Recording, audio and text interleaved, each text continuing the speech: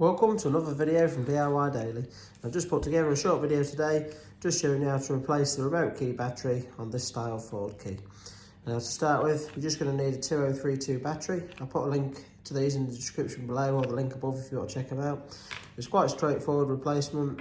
All we need to do to start with, there's two little probes on each side. You just simply pinch them in and it just starts to lift up this cover, and you can just flick that cover out there. Once you've done that, you just need a smallish flat bladed screwdriver, and if you just put it in just towards the bottom corner, sort of aiming for this tip there, you'll be able to pop the front section off.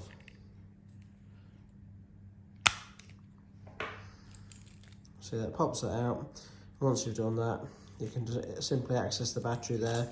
And all you need to do again, your little flat bladed screwdriver, just simply flick out from underneath the battery there, and you can pop it out just to fit the new one in. This one doesn't actually need a battery in it, just thought I'd use this one to put the video together, that's all. But as easy as that. Hope the video helped. If it did, give it a quick thumbs up and subscribe to the channel. Thanks for watching, and we'll see you next time.